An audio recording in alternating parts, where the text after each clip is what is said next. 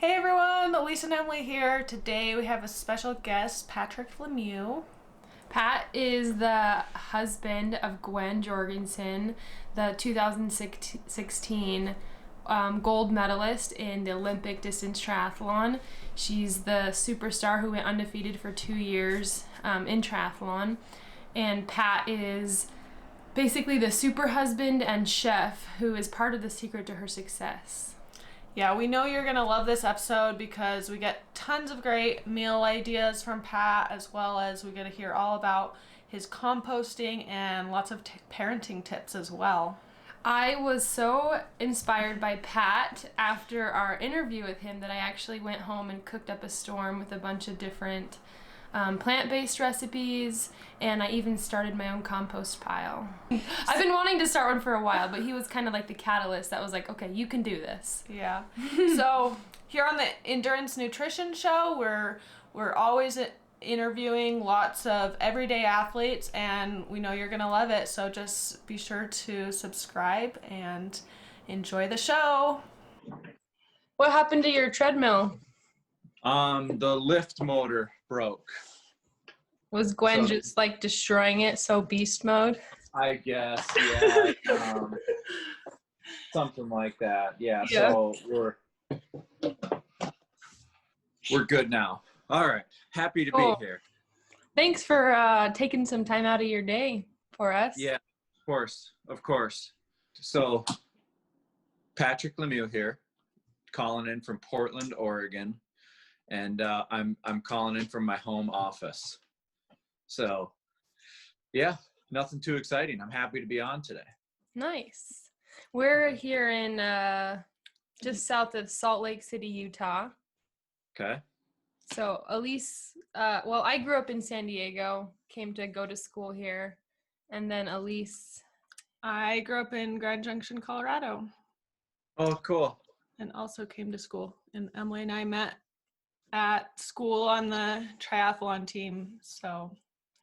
Oh, very cool. Yeah, that's how we know about Gwen and you and your family, so. Amazing. Well, I'm thrilled to be on today, so yeah, fire away. Let me know what you want to know. Cool. Well, we like to start out by just doing like we eat something with our guests, and okay. Today you chose to eat some oatmeal, so we want to see your oatmeal that you made. I had oatmeal for breakfast this morning already. I woke up at 6:15 this morning, and I had breakfast shortly thereafter. So I don't have it in my hands right now. But I guess the story that I had for you guys about oatmeal was I hate oatmeal. I've had to make it so many times for Gwen that like 4 or 5 years ago, I just got so burned out on it. So I would say about once every 3 or 4 months, I'll try it again just to see how it goes. So today, in honor of this podcast, I had oatmeal, and I'm still just very underwhelmed about the whole situation. Gwen had it as well. She can eat it every single day, all the time, unfazed. But yeah, I'm definitely, I'm still a little bit conflicted with how I feel about it. We're also a little conflicted with oatmeal, but we were just joking. Like, we're like, our oats taste kind of funny because they've just been in there for a while. Yeah, it's just the whole, yeah, fair enough. So, okay, well, I hope you enjoy your breakfast. Thank you. This is more of our brunch, but yeah, fair enough. Okay, there you go. What is your breakfast generally? Coffee. I typically eat today I had breakfast, but I would say 6 days a week I don't have any breakfast. So nice. That's what my husband does. yeah. I wish I'm a cereal person. I eat cereal like every day of my life. Yeah. See, somebody ruined cereal for me about 10 or 12 years ago. They said, they go, do you want to start your day with something cold and wet? They're just like, and I was like, once they said that, I was like, ooh, yeah, I was like, all right. So yeah, I kind of not really like a cereal guy either after that. I was like, Are there any foods left? there's foods. Oh my gosh, yeah, no, all kinds of stuff. I mean, I'm a big egg. I do, toast and eggs. We do a lot of smashed avo, a lot of omelets. So just something like that. I would say is where my head usually goes for breakfast. I had a 5-star Yelp review, 5-star breakfast burrito in Portland last Thursday. Granted, that was for around brunch. So that's kind of more my speed. Where was it? Or did you make it? No, it was there was a little food truck called La Osita in The Little Bear. Yeah, out in Portland. Yeah, that was awesome. That's awesome. Nice. So all you Portland people have got to try it out. You got to check it out. Yeah, when we're in Portland, we'll go check it out. It'd be worth the drive. Yeah, absolutely.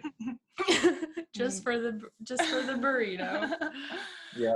I'm an egg person. We have like 18 chickens. So cool. We just go out and get their eggs and eat up some omelets. That's awesome. So we'll start with, basically what we did, a bunch of your fans, we asked them if they had any questions for you. Okay. And then we also have some topics we want to cover. Sure. But one of your fans, his Instagram handle is Gus NYCGR. Gus. I don't know who that is, but Gus, this is for you. So he asked, were you an athlete before, and first question, were you an athlete before? And then 2, how did you meet Gwen? Sure. Yeah, I used to ride my bike competitively. I raced for many, many years. And then, I met Gwen on a bike ride in 2011, totally randomly. So yeah, Gwen and I met like a cheesy rom-com on a bike ride. And it took us, I think we knew each other for 6 or 7 months before we started dating. So yeah, it was like a slow, you can't say it was love at first sight.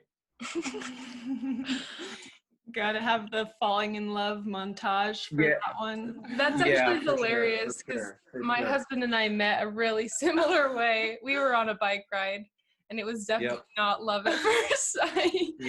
I think it took him like 3 years for us to start dating, but cheesy rom-com. It was, the rest is like a cheesy rom-com for sure. So yeah, Gwen and I met on a bike ride. We got engaged on a bike ride. So, and we try to go for a bike ride. I know that I'm like weird with dates and numbers. So I know the date that we met. So every June 8th, we try to go for a bike ride together. So that's fun. Nice. I think the last couple of years it's just been like a riding Stanley to the park or something like that. But yeah, we try to always acknowledge that day. Yeah. Is Stanley have a love for bikes? Starting about a month ago. Up until about a month ago, he's had zero interest in riding a bike, and then for some reason, 4 or 5 weeks ago, the lights really came on. And he's that's something that he's a lot more into, and wants to go to the bike park all the time, and wants to. Every night we try and walk around our neighborhood. We do a family loop, we call it, and so he says, I want to ride my bike around the family loop. So we do that every night. So yeah, that's fun. Yeah, it's fun. Okay, so we've basically organized all the question into kind of like 4 types of questions. Sorry. Sure. So we have meal planning questions, and then we have questions about like your riding and your athlete management work, and then we have questions about zero waste movement, and then we have questions about fatherhood. So those are kind of the main topics we're going to cover through these questions. So we will start with some meal planning questions. Let's hit it. Yep. Okay. So we want to hear kind of how you plan meals. And this is my question, by the way. I just kind of want to hear, like, do you and Gwen switch off? Do you do most of it? Like, how do you get your inspiration for everything and all of that?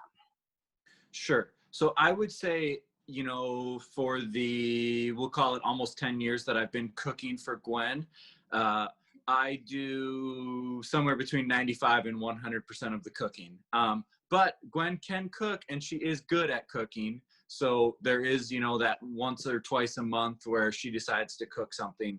But boy, she really lately has only ever done breakfast. I don't think she's done a lunch or a dinner that I can think of.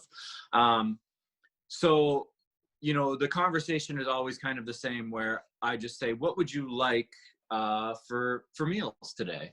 And then she will sometimes give me very clear direction. And then other times she will say, like, I don't have an idea, you tell me. So I break it up into, some sort of protein, some sort of carb, and a lot of vegetables. So it's always got to have, no matter what.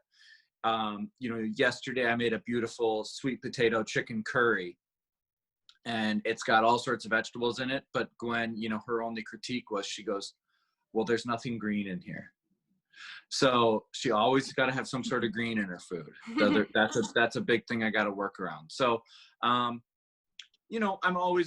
very cognizant as well of, Gwen has a workout today. Today's Tuesday. So we need to know that Monday for lunch and Monday for dinner have to be big meals, because those are going to fuel the Tuesday workout. So last night we had a massive, I call it kind of like a Mexican rice bowl, where I did, like a spinach lime sauce and some black beans and a bunch of rice, and then fajita veg, guacamole, like a corn salsa. So last night we called those calorie dense meals to help prepare for the following morning's workout. So also looking very closely at the timing of meals. What are you going to need? What are you going to have today that's going to help fuel tomorrow? And then, what are we going to have today that helps recover from this morning's effort? Nice. So that was the long-winded response, but yeah. That's perfect. I feel like we try to eat the same way. Like, if you have a big workout coming up, you got to fuel, then you have to recover as soon as it's over. And do you guys do you do like specific calories, or is it just eat to be full? And yeah, typically, Gwen is always eating to be full. So, especially just running is so demanding. Triathlon was training 3 times a day. So you're always chasing fueling with her. Yeah. Has she ever had a dietitian, or have you mostly been involved with? Yeah. So in triathlon, she had a sports nutritionist for 4 years. And I worked, closely with him. That was a gentleman by the name of Greg Cox, an Australian guy, an Australian nutritionist who was amazing. A gentleman that I stay in touch with still. But I learned a ton from him about, the energy needs that Gwen has. So yeah, it was a real treat. We were real blessed to work with a guy like him. Nice. That's awesome. So this is a question that I have. It's a little bit off topic, but semi-related. Do you guys ever eat fast food? Do you have a go-to? Yeah. Great question. You know what we had last week? We had Burger King. We went and got Impossible Burgers at Burger King. It was it was awesome. So the report on that was they definitely taste like burgers. Be honest, I was underwhelmed with their fries that night, but that was when we had that was the last time that as a family that we had fast food. Before that, I can sometimes take we may go get bagels, but that's not really fast food. But yeah, that was a time where we've had fast food that I can remember. Before that, I can't. It would be, I don't know, as a family. Oh, we were on vacation this summer, and we had Culver's as a family too. Culver's is probably a little better than Burger King. Culver's is better than Burger King, yeah. But I mean, we're talking. for the year of 2020, I'm talking fast food on one hand, you know. Yeah. That was it. So Nice. Cool. Well, thanks for sharing that. yeah. We have another question for you. Where did you learn to cook? You're obviously very talented. Yeah, I mean, I've always been into cooking. You know, I was a little kid, you know, must have been 8 or 9 years old, you know, and I have these vivid memories of, you know, being able to walk downstairs in my house and you have the TV all to yourself, and I would end up on the cooking channel. I'd end up, you know, on Food Network.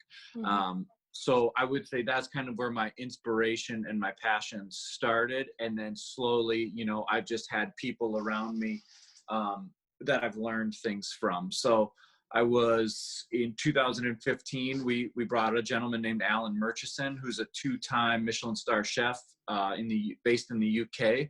We brought him to our home in the Basque region, and I got to learn from him for a week. So that was like a mind-blowing experience to be able to be in the kitchen with a 2-time Michelin star chef, and just a really, really enjoyable life experience for me. And then second to that, I've also spent a bunch of time in the kitchen with the owner of Scratch Labs, Alan Lim, and he's definitely him and I are on the same wavelength for food, and we all like I'm always just super inspired and loving everything that he's like. He'll say like, we're gonna cook this, and it's just like, yes, yes, yes, yes, yes, we're gonna do that. So yeah, so it's always a real treat to get to be in the kitchen with them, and I love that. But yeah, the answer is no formal training. I've never worked in a restaurant, but I've had a lot of experiences, and I've learned a lot just being at home. Nice. I aspire to work in a kitchen one day. So I don't know when that will happen, but I aspire to find myself in a kitchen at some point in my life. If you start, this is a question me and my husband ask a lot of people.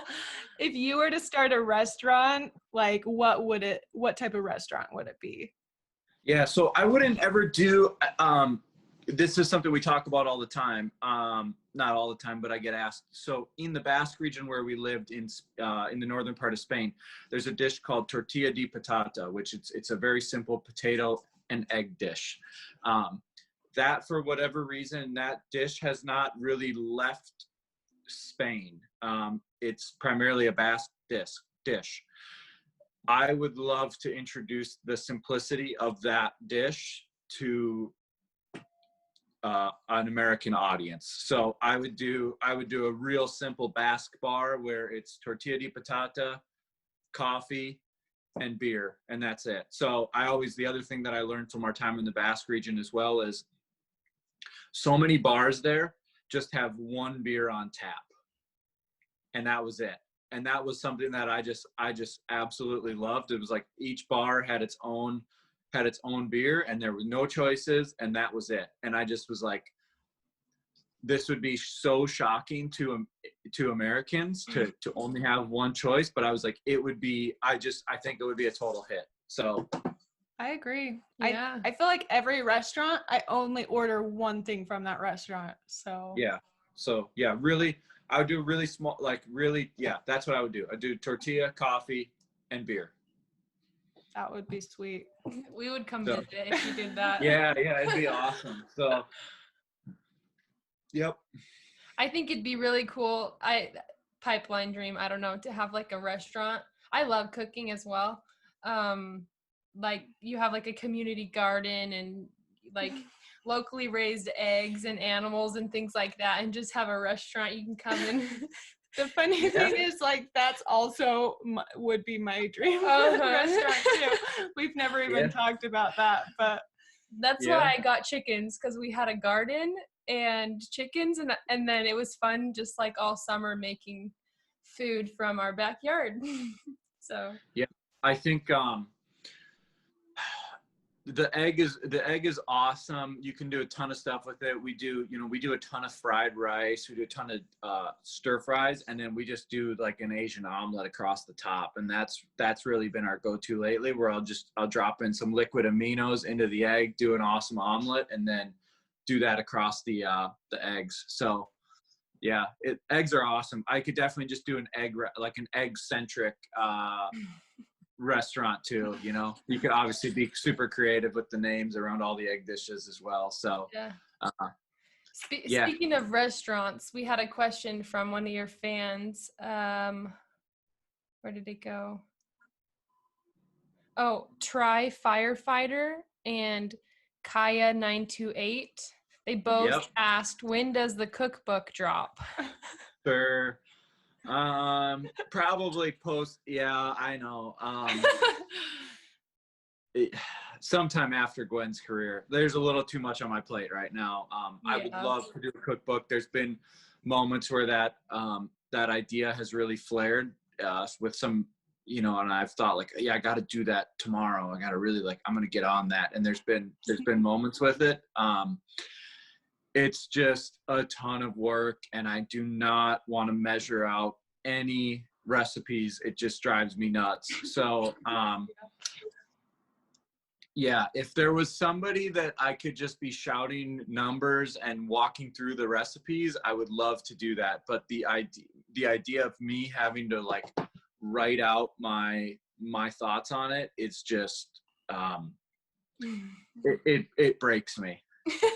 No, I was trying to make like a YouTube video for just how I make my rice cakes, and I was just like, I was like, I don't know how much stuff I add. I just You just start doing it. Yeah. Yeah, you just fly by the seat of your pants. Because I make it different where I just like I add lots of extra water, so it's just like really, really watery rice.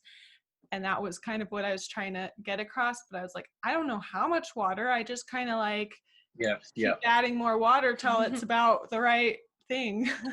Yeah, it's a blend. It's an art. Cooking is an art and a science, and the art part is challenging to convey. Totally. Yeah, I've found that I'm more like of a cooking type of person, like not using recipes, just kind of going by feel, whereas some people are into like baking and exact measurements, and I'm not into that. No, exactly. Okay, we have some more questions for you. Let's see. Liza Joelle also asked, what meals are the biggest hits with Gwen and Stan? Pretty open-ended, wide range question. Yeah, okay. So Stanley has relaxed quite a bit on. Gwen has relaxed quite a bit on pasta in our house. So previously there was she was not allowing any pasta dishes for years. Be like once every 6 months I get to cook some pasta. But since Stanley, she's been a lot more accepting of that. So I do like a butternut squash, which is kind of it's like a loose macaroni and cheese, but it's butternut squash based pasta. So that's kind of like the closest I can get to macaroni and cheese in the house. So that's a hit with both Mom and Stanley. Nice. It's like a butternut squash mac and cheese kind of thing.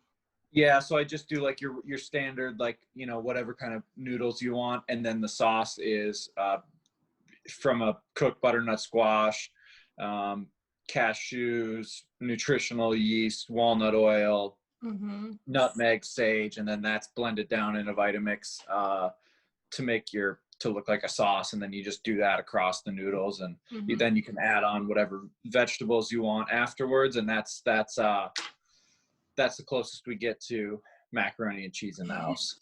So that's like a vegan cheese. It's nutritious. Yeah, exactly. Nice. We actually had a question from someone that asked. They said, Pia Groenwald, she's like, I like how Patrick cooks. I'm vegetarian though. What would he make / do for vegan/vegetarian athletes? Yeah, so we're not vegan. I would say, but we are kind of dairy free. So I had some cheese last night, but we really limit the cheese. Gwen didn't have any.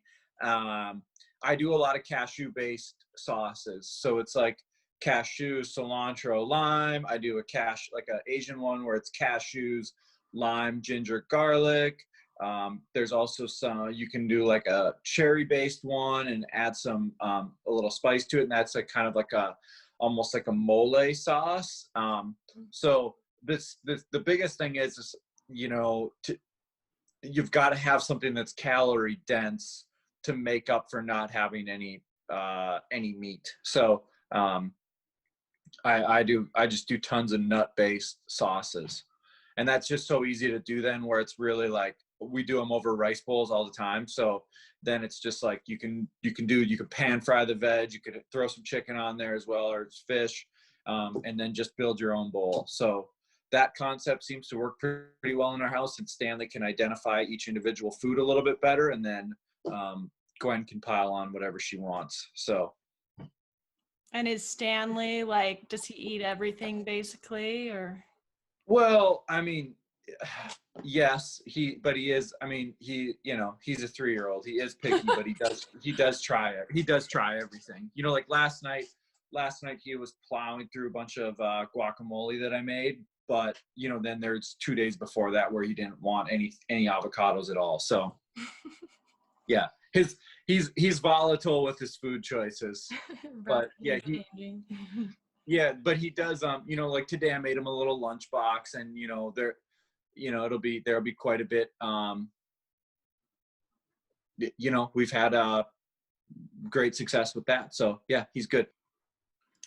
So Liza Joelle also asked, what's your favorite meal for on the go or easy transport? Easy. This is a super fun one. I think I did a YouTube episode about this. Just the fried rice that I bring, so a lot of times when we're at altitude camps, we have to drive down the mountain to lower altitude to go do a track workout.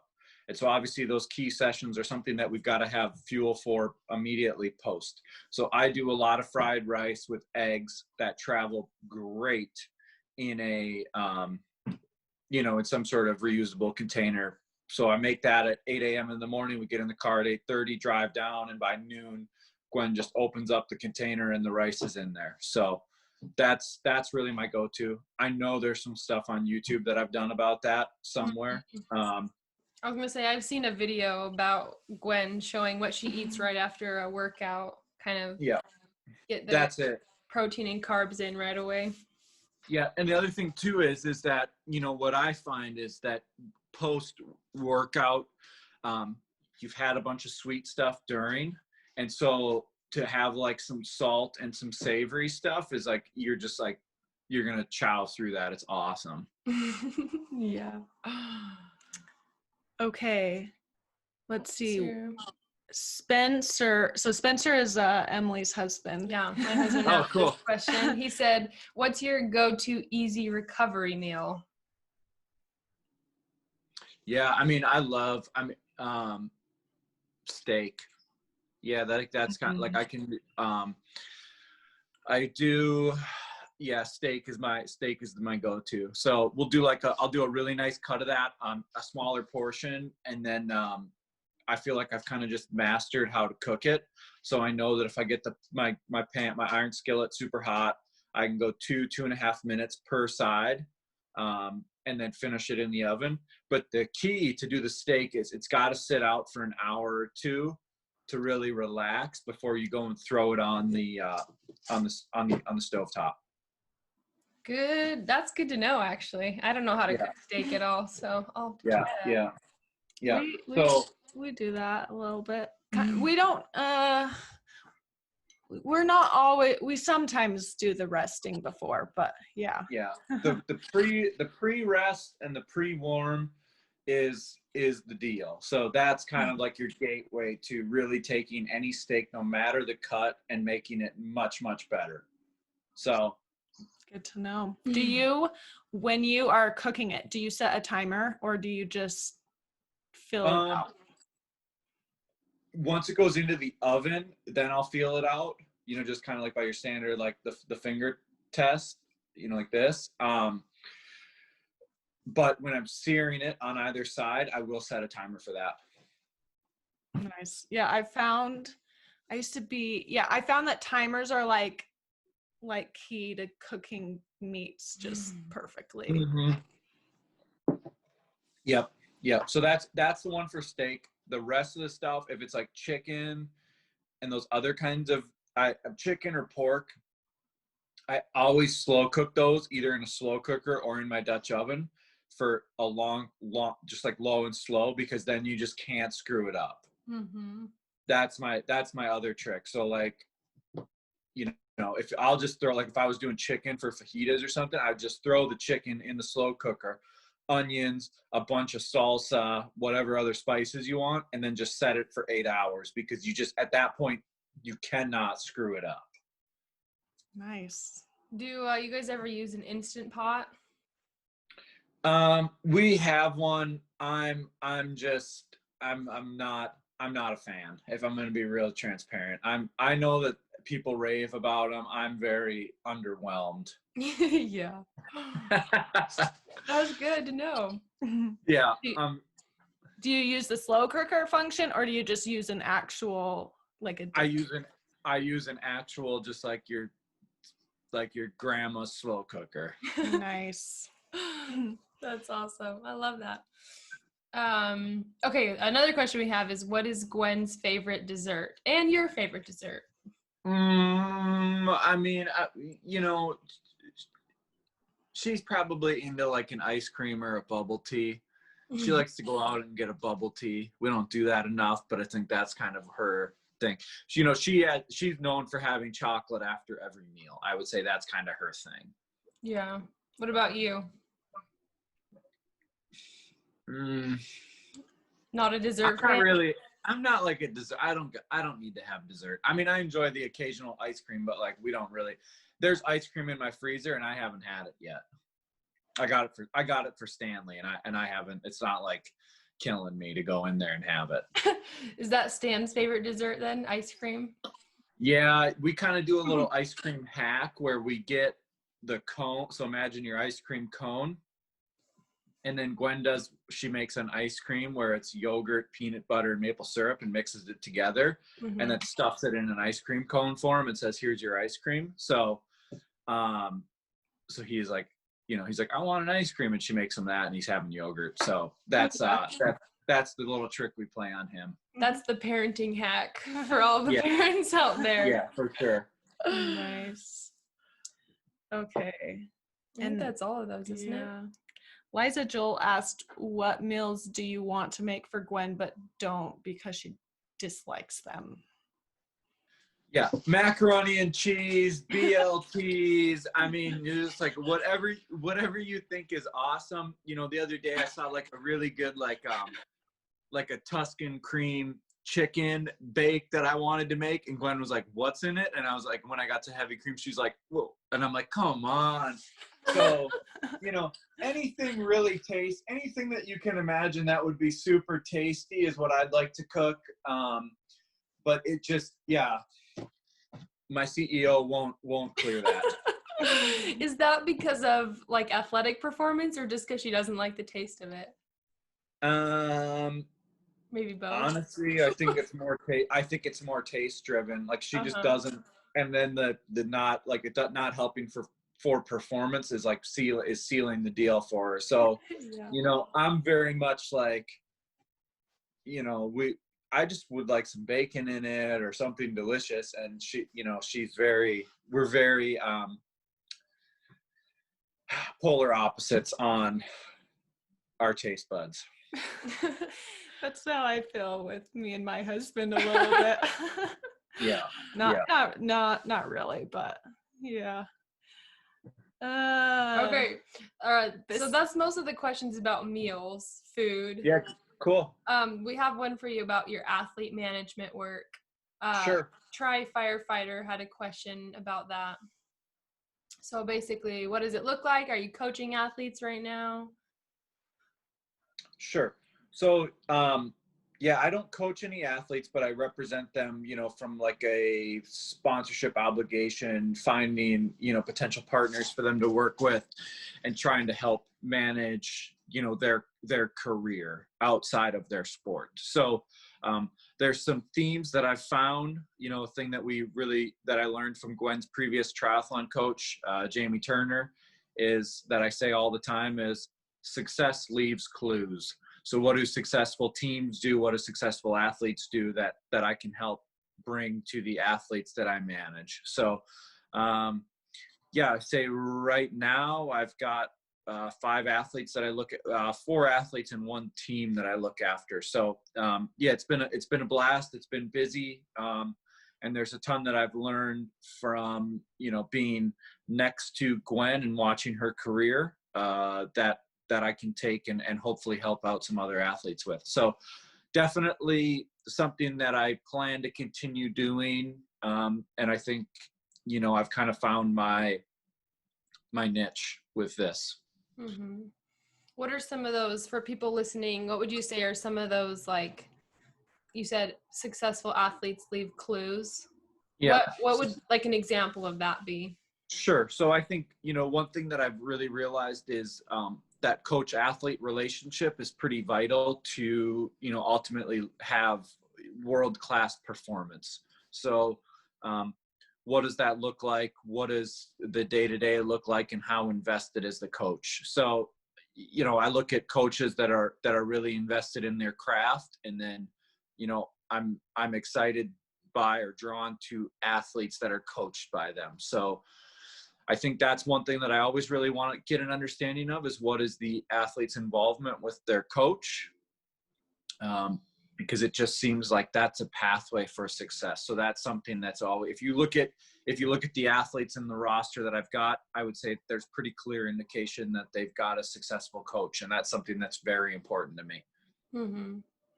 And success can mean other things, but I think there's a level of involvement, and there's a passion for coaching that I need to see, that I would have to see or understand to want to have a relationship with a business relationship with an athlete. Mm-hmm. So are you taking on more clients, or how would someone reach out to you if they wanted you? Yeah, sure. Yeah, I'm always looking for athletes. I've, to be real transparent, like I haven't really done any recruiting. But that's something that I'm interested in and getting more involved with. It's just, I've got a limited bandwidth currently with what I've got going on with my wife, with Gwen, and with Stanley, and then and with my job. So yeah, obviously if the right opportunity approaches itself, you can never say no, but I've got to be respectful of everyone's career and know, am I going to personally be invested in it as well? Totally. Okay. And then I was curious what kind of riding you currently do. What kind of bicycle riding? Yes. I do some Zwift. I've got a really nice out my door. I call it my 90-minute loop. Sometimes it takes me 95 minutes. The other day I did it in 78 minutes. So Did you have a good tailwind? Well, no, I mean, there's really no wind. I was with somebody that was we call it having the fever. They wanted to pedal hard. So on that day, so that loop is, I don't know, that's 50 minutes or 60 minutes on gravel. And it's a little bit of pavement to and from. So I've got a beautiful 90-minute loop from my door. And that's kind of what I'm doing right now. So especially now that it's the rainy season in Portland, today I'll be on Zwift. I'll find a race to do around 2 or 3 o'clock this afternoon when Stanley's napping, and I'll do, 45 minutes on the trainer. So that's what I do there. So is your loop on the road bike or? So yeah, on my gravel bike or on my cross bike. Mm-hmm. Yeah. What bike are you currently riding? Sure. For that loop, I've got a Specialized Diverge or my Specialized Crux. Nice. Yeah, it is nice. And don't ask me how I decide which one I'm going to ride, because they're both basically the same thing bike. So I don't. Miny mo, just pick one. Yeah, I kind of just, yeah, exactly. So, yeah. Cool. If you had to, this person asked the question, try Maritops. They asked, what's your favorite cycling spot or route in the United States? Boy, that's a great. Or outside of the United States. Yeah, no, that's fine. We'll keep it to the lower 48 for this answer. You know, I don't know. I mean, I've done a bunch of amazing riding in Southwest Wisconsin, and that's a really, you know, you can't train there in the winter, obviously, but the roads there are amazing and highly underrated. So I would say that's a place that's really interesting, and I haven't got to spend enough time there. Yeah, we'll keep that as my answer for now. That's what I'm gonna stick with. I did, you know, but where I went to college in Mankato, Minnesota, the riding there was awesome, because where I lived, I could get out of town and do my 4 or 5 hour loops. And I call them loops because they went like this. I didn't have to do a balloon. I didn't have to do an out and back. I could do a loop. And so that I essentially had unlimited loops to do. And, you know, I'd finish, I can't tell you how many rides I finished, and I would reflect and I would go, gosh, I didn't go through one stoplight today. So to live in a place where I could go north, south, east, or west and not have a stoplight, that was something that was, I didn't realize how rare it was at the time, but I was pretty lucky to experience that. And that was in Wisconsin, you said? That was in Mankato, Minnesota. Oh, Minnesota. Yeah. When did you live in Wisconsin? No, but I've had some friends that live down there, and we would go down there and just do some riding in different parts of the year, because it's just so awesome down there. Nice. I haven't explored that part of the U.S. at all, so. Yeah, you're missing out. I mean, am. The problem is, it's like there's only so many windows of time when you can go there during the year, but it is, you know, that's a part of the world that is, it has got fantastic training for riding, that just doesn't get the credit it's earned. So yeah, that was really cool. You know, if we're going to go outside of the world, if we're going to go outside of the States, where Gwen and I lived in the Basque region in Vitoria, that was awesome for riding. But we also, Gwen and I did a trip in the Pyrenees of France, and that was, again, super awesome. So I think that there's a lot of great places to ride your bike. Yeah. A lot of miserable places too, but yeah. Minnesota right now is probably a little miserable. Minnesota right now would not be pleasant. So here it's starting to get bad too. I was gonna say, I don't even know if I want to ride my bike outside here right now. Yeah, fair enough. So yeah, long-winded response, but yeah, that's where I'd reflect on and have some good thoughts. Have you ever been out here in Utah riding? Yeah, we did a 40-some day training camp in Park City in May and June this year. And, you know, I rode my mountain bike. I think we were there for 40 days, and I think I rode my mountain bike 38 or 39 times. So that was super fun. I got to explore a ton on my bike there, and I really hope that we do another training camp in Park City, and I'm going to bring my mountain bike and I'm going to ride it every single day. So I was kind of, you know, that was like, I have my window to ride in the afternoon, like at 1:30 or 2 when Stanley goes down for a nap. And I was like out the door, you know, most of the time when I'm here, I'm kind of dragging to get out the door. And there I would be like, I have everything ready to go. And it would just be like gone. I'd have my 2 hours and I'd come back at, you know, 1:59 every day, because it was awesome. Did you have like, could you go different routes every single day? Because there is pretty much. Yeah, pretty much. Yeah. And the snow was melting more and more, so I got to explore a little bit more every day. You know, I found there was a mountain lake up on the ski resort that was awesome, that I swam in a couple times. mid-ride one because it got, hot towards the end of June. So yeah, I had some super awesome experiences there. Do you know what lake that was? It's on the ski resort on Park City Mountain. I think it's called Shadow Lake. Okay, yeah, I've been swimming in that lake, in Shadow Lake as well. It's so awesome. Yeah, it's so good. Yeah, it's so good. Yeah, like but it's pretty tough because people, like Gwen's teammates were like, how do I get to that lake? And I was like, it'd be a really miserable, like, long walk, but on the bike, on the bike, it's not that bad. You just mountain bike down there. And I brought a kid there who's lived in Park City for 10 years. And I'm like, dude, where I'm going to bring you, you're going to be so bummed you haven't been doing this for 10 years. And he was like, dude, I can't believe I haven't done this. So, yeah, it's awesome. It's pretty unreal. Well, thanks for sharing those. I think we're going to move on to some other questions now about zero waste. Sure. So Marcelita, she asked, I want to know about your compost pile. Sure. She says, you're taking care of your family and the world. You're so awesome. That's a really nice thing to say. The compost pile is awesome. So I don't know when I started that 2 years ago or something. It's just a way to try and limit our impact. I mean, I'm not naive. Like, look, we get in planes, we get in cars.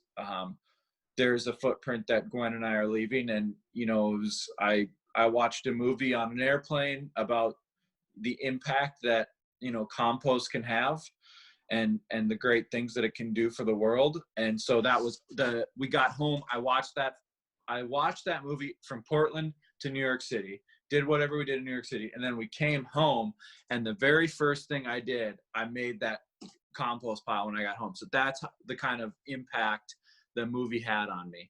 I'm going to Google the name of it quick because people are going to ask. Yeah, they will. I'm going to ask. I want to know. Yeah, it was called Wasted. Wasted. Yep, the story of food waste. It looks like it's on Amazon Prime right now. So anyway, that was just like, it's crazy to see, you cut an onion, right? And like, you don't realize how much of it you throw away until you start throwing it in a dedicated compost bin. Mm-hmm. And I eliminated 1 garbage bag per week of food waste in our house, which, it doesn't sound like a lot, but it's noticeable.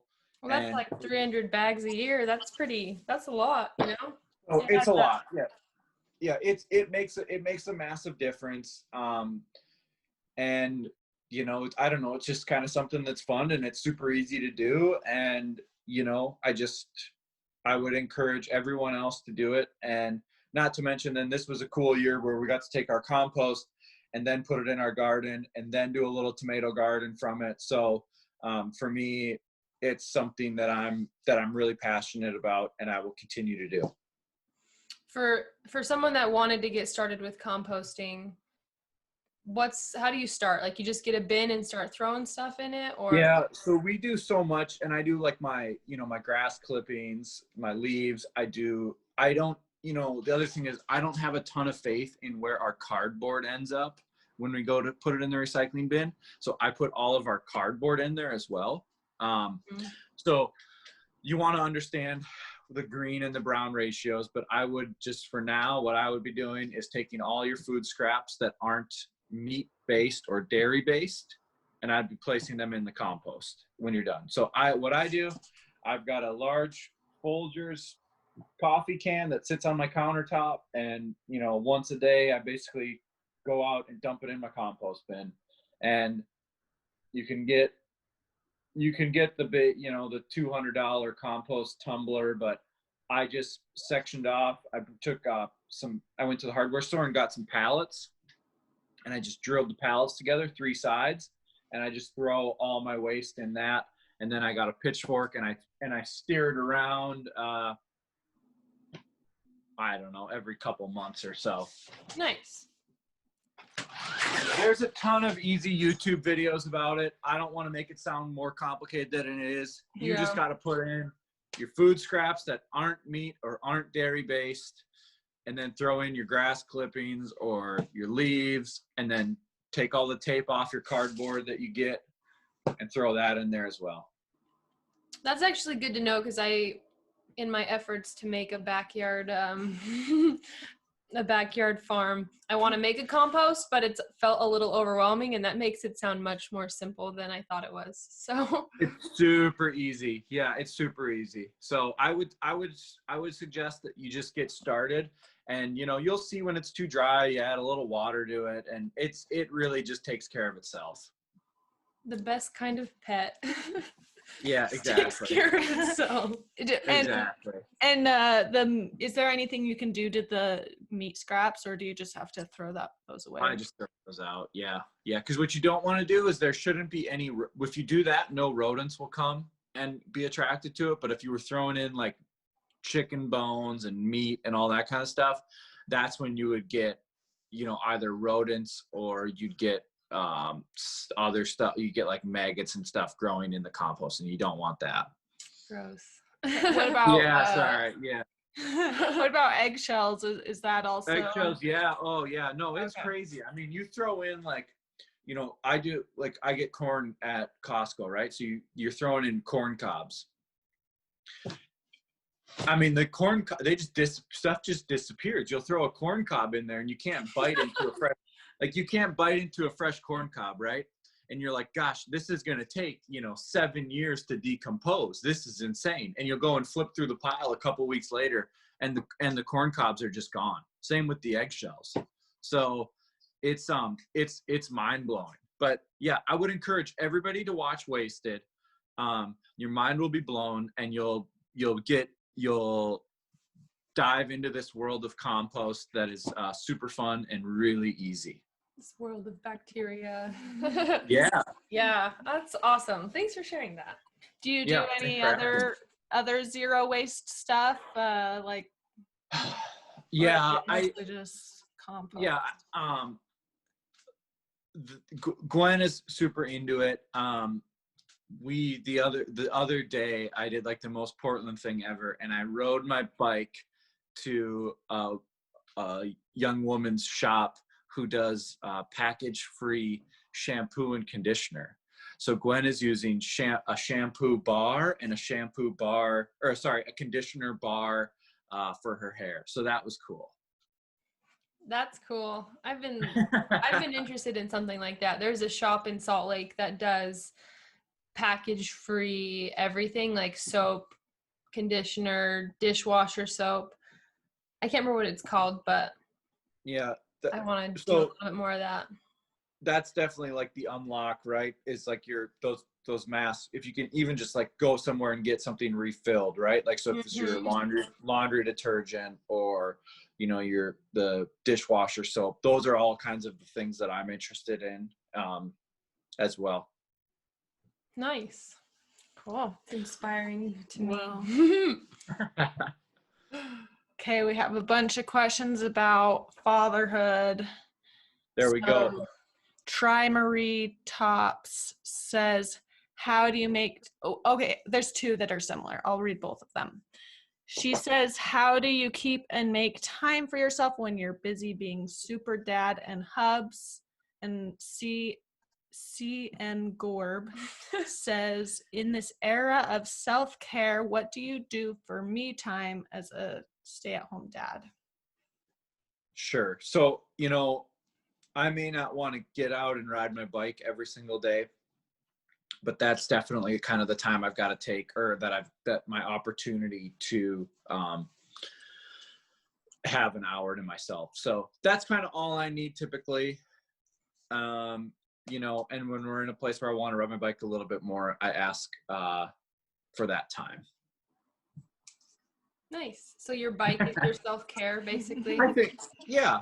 I really, the thing is, I really like racing my bike. Obviously this year with COVID, you don't get that opportunity.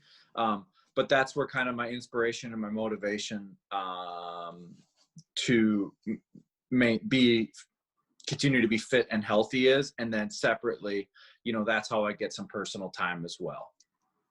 Nice. Do you do any racing up in Portland, like local racing, or? Yeah, we have a great local scene. Obviously, it was all canceled this year. So my hope is that can come back and races will come back, because that's what I need to be. Otherwise, I just have no desire to get out and ride my bike. Yeah. I need the competitive outlet. I can relate to that. Yeah. After my last race, like a month ago, 2 months ago. 2 months ago now, Yeah. I literally my motivation just gone. I've been riding like once a week for the past 2 months. Yeah, Usually I'm tough. riding, several times a week, but the last 2 months have been rough without just that motivation of a race. Mm-hmm. So a couple other questions about fatherhood. One of our friends who's supposed to have a baby in the next month or so, her name's Aspen. She asked how to be a good race support spouse. Like, what are things that you do? I do a lot, so that's tough. No, I think you've got to just, recognize that what you can do really helps. So is that going to be, making a meal? Is that going to be doing laundry? Is that going to be giving time and space because your partner might be stressed out? So I think just being aware of all those things are just something to be, is something that goes a long way. So yeah, I would be hyper aware. Mm-hmm. Okay.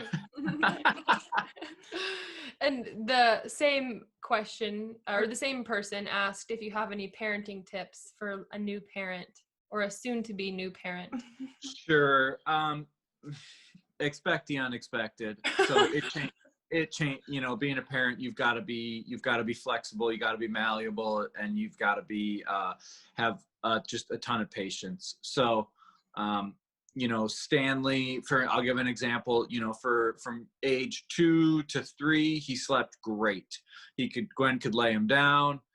She'd say, okay, good night. And he would just go to bed. Then he turned 3 and it was a disaster. And I could talk about this on a podcast. We had to hire a sleep trainer to, get his sleeping back in schedule. And that's been an absolute mind-blowing experience. So, stuff changes and you've got to just kind of be, willing to accept the body blows along the way. Sounds like he's got lots of changes in his food choices and you just can't. Yeah. I mean, it's just,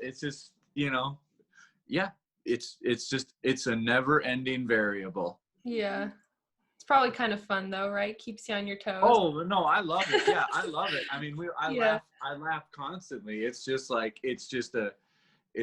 roller coaster every day. Mm-hmm. Someone asked, maybe this is too personal, but they asked, do you want any more kids? Stanley is the cutest. Yeah, it would be tough to get a child that's cuter than Stanley, but we'll absolutely try. So yeah, I would say, Gwen's got a couple of years of her career left, I'm guessing. But yeah, we definitely want more children. We're going to be, I feel like when we had Stanley, we were not that we were young, but I wasn't 30. Gwen was barely 30. No, 31, and I wasn't 30. But anyway, but then this next go around, we're going to be like old, and then we're going to have like a 6-year-old and a newborn. So what's that going to be like? That's kind of what I'm like. Now every now and then I'm like, you'll be out like so tired and I'm like, oh man, and then I'm just like, holy smoke. So I might be close to 40 when my next child is this age, and then I get a little freaked out. So the 6-year-old can just do the parenting, right? I don't know. Yeah, I don't know. So it's just you're always on the go with a 3-year-old. So yeah, that's what I've got to try and figure out. But yeah, absolutely. We'd love to have more children. Cool. And then the last one actually is from MJDJSPT. They asked, who can crush more Halloween candy in one sitting, you or Stanley? Stanley, 1,000%. I think I've had, this probably goes back to the question we talked about earlier with the sweets. I mean, we've got a giant bag of Costco Halloween candy, and I think I've had one Snickers from it. So I just have no, Stanley's like, can I have something from my trick or treat basket? And it's like, yeah, dude, I don't care. And he could be just like plowing through whatever. So yeah, Stanley, without a doubt. Yeah. Okay, well that wraps up all our questions. Is there any parting thoughts that you want to leave with everyone? No, I would just say thanks for listening, and feel free to DM me on my Instagram, the old Instagram, if you've got any follow-up thoughts or questions. So I appreciate everybody, all the questions that were asked, and I appreciate you both for having me on. Yeah, you're welcome. Thanks for taking time and eat your greens and compost your food waste and compost. Yeah, that's the whole game changer from today. Yeah, if you learned anything, it's compost. Sounds awesome. I'll definitely be starting a compost. You gave me that little push I needed. If you have 18 chickens, I mean, just the eggs alone from that, the eggshells alone from that would just blow your mind. So yeah. If you've got lawn to mow and you're making food, it's the only people that are really kind of out is if, I'm assuming if you live in like an apartment style living, but it's amazing. The compost thing is amazing. Yeah, my husband and I, we are in an apartment now, but like that is actually one of the things we want to have a house for, is like start doing that, is composting. Yeah, for sure. Yep. Oh, I meant to ask, the eggshells though, do you have to wash them off or anything? Okay, so that just has no rodent issues. I guess not. Yeah. Okay. No, I guess not. No. Cool. Well, thank you so much. Tell Gwen and Stan we say hi. I will. And well, thanks for joining us, and we hope you have a great week. And yeah. Awesome.